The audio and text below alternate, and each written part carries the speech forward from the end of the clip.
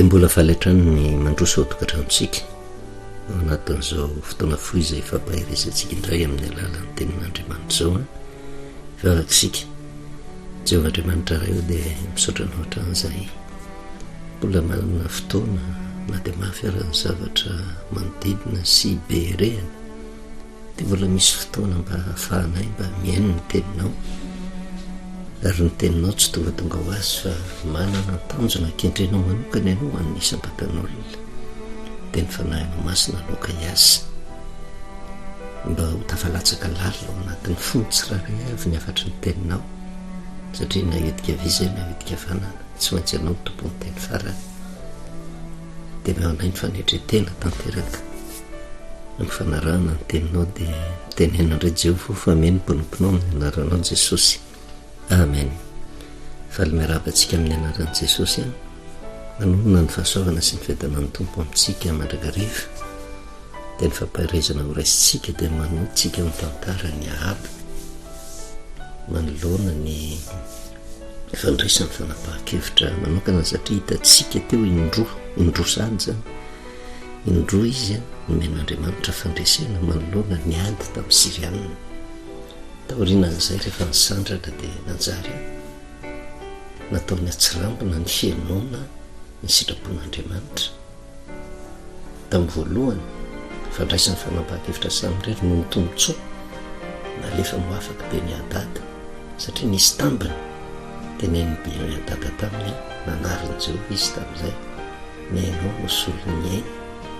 izay ny afatry Jehovah ary ny olonao nosolony ny olonbe ny adada zay ny soreny izy ohatra natesitra azy zay tsy nisy fibevahana taorianan'izay indray mbola tsy nandray namantatra ny sitrapon'i Jehovah ihany izy fa nandray fanapahan-kevitra nakankeriny ny tanim-boloboka Nabota ary nefara tamin'ny famonoana ny Nabota izany ary teo anatrehan'izay no naniraka mpaminany Eli Jehovah mba hananatra ny Ahaba dia ny Jezebela vadinao dia ho an'ny alika ny fatiny ianao dia amin'ny sazy lelafan'ny alika ny rano Nabota no lelafan'ny alika ny rano ary mitaranaka ao izay maty ao tanàna dia ho an'ny alika ny fatiny ary izay maty any an-tsaha dia ho an'ny voromanidina ny fatiny teo anatrehan'izay ory ny fony Ahaba tsorehetra teny am-pandehanana izy tafilamba hosaonana izy lasa tonga tamin'ny fanetretena ny fadianina dia mbola ho jerevantsika moa hoe inona moa ny antony izay fifadikanana nataony Ahaba izay fa nankasitrahan'i Jehovah anka naniraka any Eli indray Jehovah ndana tsy atonga loza amin'ny androny Ahaba ozy fa amin'ny androny tarana satria nanetry tena dia ho natrehako izy raha ny fijery azy dia ohatra ny fahitateraka Ahaba no ny teny izay nomeny Jehovah ary hitatsika fa ninonenina teny nataon'i Jehovah ilazana loza ho an'ny Ahaba tsy niatra taminy izany fa maharo-po io Jehovah io kanefa manambana izy fa miandry fandraisana fanapahan-kevitra manoloana ny loza zay mitoetra eo ambony lohany dia iny tokoa fa toa ohatra ny bebaka Ahaba namindra fo Andriamanitra tsy tonga teo amin'ny loza niditra tamin'ny mpanjaka voalohany toko 2 isika inona ny zavatra nitranga nandro fehizay ny Sirianina sy ny zanak'Israely fokatry ny nampandresen'i Jehovah any Ahaba tsy sankitikitika ny zanak'Israely tsony Sirianina lamina nandeha tsotra ny fiainana fa tamin'ny vanim-potoana araka ny resahantsika hoe tonga i Josafata mpanjakan'i Joda namanga ny Ahaba mpanjakan'ny Israely izay fa nazavaintsika teto hoe mitresaka roa ny firaisan'ny fokon'ny Israely tamin'ny andro nandimbe nafaty an'i Solomona sy nandimbiasan'ny Rehoboama zanany hitantana ny firenena fa tany am-piandohana zanak'Israely tsy mba nizarazara zany mihitsy, mpanjaka tokana ny tantana ny foko 12 fa saingy noho ny ara-tsi-panahy Solomona zay nifindra taty am'ireo Obama zanany de ny zavatra mitranga fa maizana de ny zara roa firenena Israely afa amin'i Jehova natonga an'izany firenena folo be zao maro nisa teo ambany fahefan'ny Jerobama mpanompony Solomona fa ny firenena roa ihany no ny Rehoboam le folo zay ny tantanan'i Jerobama mitondra le anarany hoe firenena Israely ary ny foko roa teo ambany fitantanan'i Rehoboam no fireneny Joda. Reo zany ny zanak'Israely samy taranaka voafidy reo ary nisy zavatra nahampiavaka azy tsy nitovizany noho ny am'le mpanjaka Rehoboam sy ny fireneny Joda tena niazona didin'Andriamanitra fa nitoetra metraketraka. Jeroboam sy fireneny Israely nisy didin'Andriamanitra novainy de nisy tsy fitovizana ary nisy fifanerana matetika ary lasa mifandravy le foko 12 fireneny Israely sy ny fireneny Joda kanefa na izany ary de mbola nitoetra ho taranaka voafidy teo anatrehan'i Jehova samy tsofoin'i Jehova izy ireo na reto niezaka nitandrina ny didy na retsy zay lazaina fa nanova ny didin'Andriamanitra ary toe-javatra takan'izany ny toe-javatra mitranga am'izao vanim-potoana zao anivon'ny kristianina. Andriamanitra ray ny ivavahana, lanitra ray no eritreretina, hidirana baiboly ray no ampelantanana kanefa misy zavatra tsy hitovizana satria nahoana tombontsoa mitediavina ary lasa miteraka tsy fifankazahoana anivon'ny kristianina ary raha misy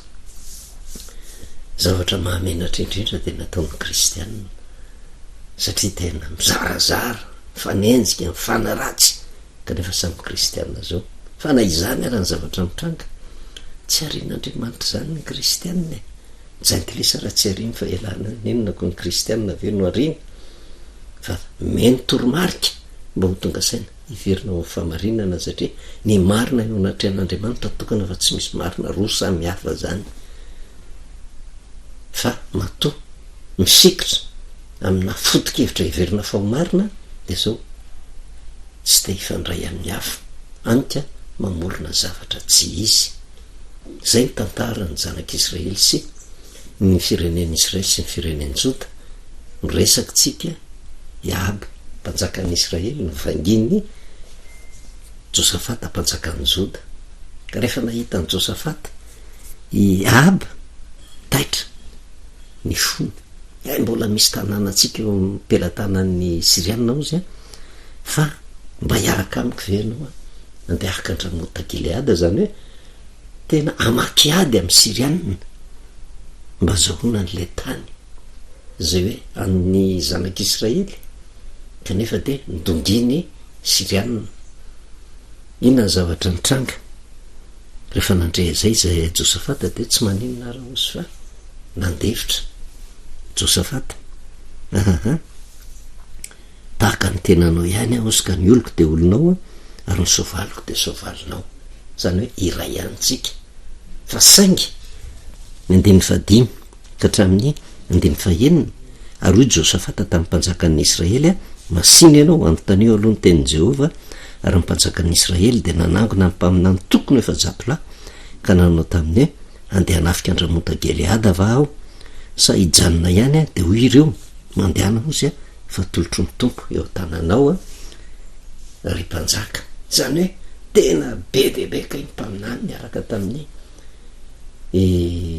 Ahaba tsy mifanapa-kevitra ny raisiny Ahaba tsara vakitsika tsara ny soratra masina tsy hoe natsona le mpaminany de nanontaniana ny teny Jehova de Jehova no ny teny hoe ndana laivy ramota Gileada fa tena sitrapo ny mpanjaka manokana no hanafika andramota Gileada de rehefa niresaka tamin'ny Josafata satria fomba ny isy fireneny Israely feny fireneny Joda rehefa anatanteraka zavatra anankiray tsy maintsy manontany ny hevitry Jehova de rehefa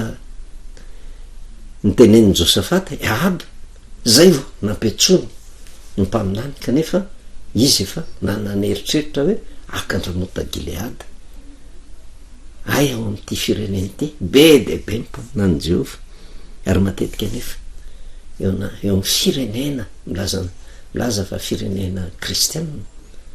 tsy olotokana ny mpaminany tsy olotokana mpanolotsaina avy amin'ny Jehova maro nisy ireo ary ireo maro nisy ireo nefa mahavariana mahazo rirany amin'ny mpanjaka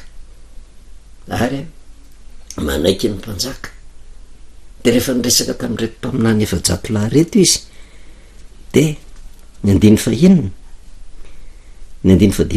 aroa Josafata tamin'ny mpanjakan'ny Israely masiny ianao antonio aloha ny teny Jehova ary ny mpanjakan'ny Israely de nanangona ny mpaminany tokony efa-jato lahy ka nanao tamin'ny andeha hanafika andramota Gileada va ho sa hijanona ihany de hoy ireo mandehana fa tolotro ny tompo eo tananao izy ry mpanjaka zany hoe teo masony Josafata zany de ohatrany hoe niala olana fotsiny mpanjakan'ny Israely fa le heviny nakatoaviny reto mpaminany efa-jato lahy reto ka rehefa nanontaniana ny mpaminany maro nisy de tonga de hoe sany laza mihitsy fa avy amin'ny Jehova ny fanapahan-kevitry ny mpanjaka andeha hanafika andramota Gileada kanefa nanana fanahina kely ihany Josafata satria fantany keo ny zavatra misy tao amin'ny firenen'ny Israely vaovao tsy tapaka reny andiny fa fito aroko Josafata no tsy misy mpaminany Jehova koa va eto mba anontaniantsika tsy nianana tamin'ireo efa-jato lahy reo foatra mba akatoko tsara zany Josafata melohany andraisany fanapahan-kevitra andeha haka andramota Gileada ohatra mbola misy mpaninany tsy nanontanianao nge eo de namaly ny mpanjakan'ny Israely de ny mpanjakan'ny Israely tamin'ny Josafata mbola misy lehilahy ray ihany osy de Mikaia zanaky Jimla zay azo tsika manontany an Jehova saingy alako izy satria tsy mba maminany soa izy fa loza ihany de hoy Josafata aza manao izany ry mpanjaka ahitana ny toe-tsainy Ahaba zany rehefa manontany an Jehova de mpaminany no miresaka an Jehova de rehefa misy teny raisina avy amin'ny Jehova de Jehova no maniraka hoe zao ny fanapahan-kevitra tenena mpanjaka fa niny Ahaba tsy zay ny eritreretiny halany fotsiny Mikaia satria ozy maminany loza mandrakariva eritreretiny fa hoe Mikaia no manozona azy eritreretiny fa hoe etraketraky Mikaia no mahatonga azy maminany zavatra nampitaina tamin'ny mpanjaka kanefa Mikaia koa tsy avabela satria eo ambany fahefany Jehova de zay asainy Jehova ambarany tsy maintsy teneniny ka raha loza no asaina ambarany de tsy mamorona mihitsy Mikaia fa tsy maintsy teneniny zany de nanjary halan'ny mpanjaka Mikaia satria eritreretiny fa tena sitrapony Mikaia no milaza loza kanefa raha ny marina tsy sitrapony Mikaia nge tena avy amin'ny Jehova ary matetika zay ny fanenjehana mandrakariva eo nivo ny firenena rehefa misy mpanompon'Andriamanitra milaza zavatra tsy ankasitrahan'ny mpanjaka halan'ny mpanjaka iny ary ataony zay anenjehana an'iny ataony zay anampitehana an'iny fa tsy tsapan'le mpanjaka eo anatrehan'izay zavatra zay fa Jehova nge no naniraka sitrapony Jehova nge no nambarany de zay no nahatonga azy tsy nanontany any Mikaia kanefa ny angavy Josafata aza manao an'izany ianao ry mpanjaka osy ny andeny fasivy ary ny mpanjakan'ny Israely ny antso ny tandapa anankiray osy ka nanao tamin'ny hoe alao faingany Mikaia zanaky Jimla noho ny fiangaviany Josafata natsona ihany efa ny efa-jato lahy zany efa nanaiky raha ny tokony ho izy tena ny efa-jato lahy ve no miteny hoe ny tenin'i Jehova de ho azonao i ramota Gileada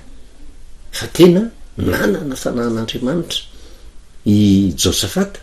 ka tena tsy nanaiky izy hoe tsy mimpaminany rehetra nanontaniany fa ohatrany misy anankiray eo tsy manontanianao mihitsy de tsy afanany nanoatra i Ahaba matika ena maso amin'ny Josafata napetsona i Mikaia ary ny mpanjakan'ny Israely sy Josafata mpanjakan'ny Joda samy mipetraka teo amin'ny seza fiandrianany avy teo mifambolona teo anolohan'ny vavadiny Samaria, sady samy efa ny akanjony avy zany hoe ny akanjo manavaka azy ho mpanjaka, akanjom-boninahitra, ary ny mpaminany rehetra naminany teo anatrehany. Ary Zedekia zanak Kenana ozy de nanao tandrobe ka nanao hoe zao ny lazainy Jehova, reto no antonao ny Siriana mandra-paharingany, ary ny mpaminany rehetra naminany toy izany koa hoe mandehana ny Ramota Gileada, de ambininy ianao fa Jehova hanolotra azy eo an-tananao. Ry mpanjaka Zedekia zany lehibe an'ireo mpaminany reo, ny vondron'ireo mitambatra mpaminany marobe, samy nanana izy azy, kanefa ndray feo ndray teny, ary nanao demonstration mihitsy teo anatrehan'ny mpanjaka hoe zao ny lazainy Jehova, mandehana ny Ramota Gileada, ambininy ianao ozy fa Jehova hanolotra azy eo an-tananao. Ry mpanjaka mbola tsy tonga eo Mikaia, mba andresy lahatra tanteraka ny mpanjakan'ny Israely ary andresy lahatra any Josafata. Ary la iraka nandeha naka ny Mikaia ozy ny teny taminy hoe indro efa iray teny avokoa zao ny mpaminany, ka milaza soa any mpanjaka, masiny ianao aokareny teninao mba ho tahaka ny anankiray amindreo, ka mba mitenena sokoa. Ary ho Mikaia, raha velona koa Jehova ozy, de zay lazainy Jehova amikany no ambarako, de nakany amin'ny mpanjaka izy. Aya ty irako ty efa nibitsihany Aba, raha mahitany Mikaia ianao de teneny Mikaia hoe tena aoka iray teny amindreo mpaminany efa jakolahy ireo ianao izy, satria nilaza soa ho an'ny mpanjaka izy ireo, ka raha azo atao de mba milaza koa ianao teny soa ho an'ny mpanjaka. Mikaia ngano nanta, satria anontany an Jehova izy, de ozy Mikaia raha velona koa Jehova ozy, de zay lazainy Jehova amikany no ambarako eto zany. Tsy mbola fantatritsika inona koa ny toe-javatra mitranga, fa le toe-panana nanany Mikaia tsy nanaiky ho tambatambazina mba ilaza soa ny mpanjaka, fa rehefa tena jerevana zany matory ty tandapo ty ny rahany mba iresaka amin'ny Mikaia, de fa tena anambitamby azy, asa mevalisoa azy, fa ny zavatra tsikatra zany raha ny teniny ty tandapo ty, de reto mpaminany efa jakolahy reto, ohatrany mampanahy, ohatrany tsy nahazo teny avy amin'ny Jehova, fa misy olelaka am'le mpanjaka, de manao zay tsy atezitra ny mpanjaka, de manambara zavatra tena mahafinaritra ny mpanjaka. Ary zay nefa ny tediavin'ny mpanjaka amin'ny mahabe voninahitra azy eo ambany fahefany reto mpaminany efa jakolahy reto, de zao matory eo ny ray fo ny ray sainy hoe ilaza soa ny mpanjaka, nahazo tompontsoa tamin'ny mpanjaka izy, nosolelaka tamin'ny mpanjaka, satria raha ny tantara ihany koa tsy zaka ny Jezebela vadin'ny mpanjaka, raha vao zavatra mifanohitra amin'ny sitrapon'ny mpanjaka no tanterahan'ny olona ambany fahefany, satria raha ny tantara teo alohany amin'ny mpanjaka voalohany toko 12 ny zavatra mitranga, raha vao mpaminany Jehova halan'ny Jezebela, aringany avokoa, tena aringany, de tsy maintsy miala olana, tsy maintsy manao zay mahafinaritra ny Jezebela sy ny mpanjaka. Raha teo velona de tsy sa laza zavatra ratsy tamin'ny mpanjaka, mpaminany efa jakolahy, fa nilaza soa, zany hoe nahita tompontsoa tamin'ny fisolelahana tamin'ny mpanjaka, zay tsy refesy mandidy teo ambanin'ny toromarika ty vehivavy ratsy fanahy ty. De inona zavatra mitranga, teny tsotro Mikaia, natoky tamin'ny fanaindren'Andriamanitra azy izy, zava-dehibe taminy, zany hoe tena antany an Jehova zany, de tena nininy izy, raha velona koa Jehova ozy, zay lazainy Jehova amikany no ambarako. De nakany amin'ny mpanjaka izy, zavatra mamperitreritra zany, mbola ho hitatsika moa toy any tantara, fa misy zavatra ohatrany mamperitreritra eo anoloany ty fireneny ty, maro nisy le mpanompon'Andriamanitra zay milaza soa amin'ny mpanjaka, kanefa rehefa tena ningaviana Mikaia mba ilaza soa amin'ny mpanjaka, tsy tonga izy de nandray fanapahakevitra, antany an Jehova aloha, fa zay lazainy Jehova amikany no ambarako. Ka raha ilaza soa tsy maintsy ambaran'ny Mikaia zany, raha ilaza loza tsy maintsy ambaran'ny Mikaia zany, ary eo anatrehan'zany ny tsara dodiniana, ary zay no natonga atsika nyresaka tao anatiny tena tena mba eno ihany ny mpanolotsaina tena avy am' Jehova fa raha ity tantara ty toe-javatra misy zany tsy azo afenina zany eo am' firenena anankiray mpaminany mosolelaka ny akamarony mpaminany tena nahazo tombontsoa amin'ny fiarahana amin'ny mpanjaka ny zavatra mitranga mpaminany mandaingy ny akamarony fa mamperitreritra ilaza marina ve Mikaia ary eo tsika zany nijery hoe inona ny afatra tian'Andriamanitra apitaina tsy hoe rehefa milaza fa mpaminany Jehova de tsy maintsy hoe keteny mandrakariva fotrany namperitreritra eto satria ny zavatra mitranga tsy hoe mpanjaka nampiantso ny mpaminany de niteny tamin'ny mpaminany hoe inona ary no atao fa ny fanapahan-kevitra efa fantatra de miloa de nampitaina fotsiny tamin'ny mpaminany tsy nisy zavatra natao ndreto mpaminany reto afa-tsy ny nanaiky ny fanapahan-kevitry ny mpanjaka avy amin'Andriamanitra ve zay fanapahan-kevitra zay ary reto mpaminany reto maninona sa milaza zavatra takan'izany kanefa raha fijery azy amin'ny akapobeany ohatrany tsy nanontany an' Jehova zany inona ny zavatra iandry amin'ny Mikaia satria Mikaia de santeny mihitsy raha velona koa Jehova ozy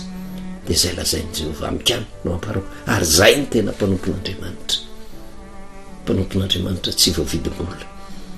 mpanompon'Andriamanitra tsy rahonana mpanompon'Andriamanitra manaja ny fahefana faratapiny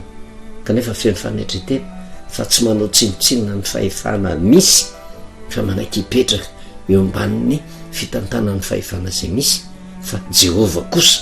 ny tsy maintsy eketeny ary zay no natonga Mikaia ilaza raha velona koa Jehova ozy zay lazainy Jehova amikany no ambarako voninahitra amin'Andriamanitra rirany vavakisika sotranao Jehova Andriamanitra ray no miteninao ndray zay tonga taminay teny mamberitreritra ary mampibaribary ny toe-javatra misy eo anivo ny firenena anankiray satria betsaka no miseho ho mpanomponao kanefa raha ny tena marina mamperitreritra ary de tahaka ny Mikaia mba firy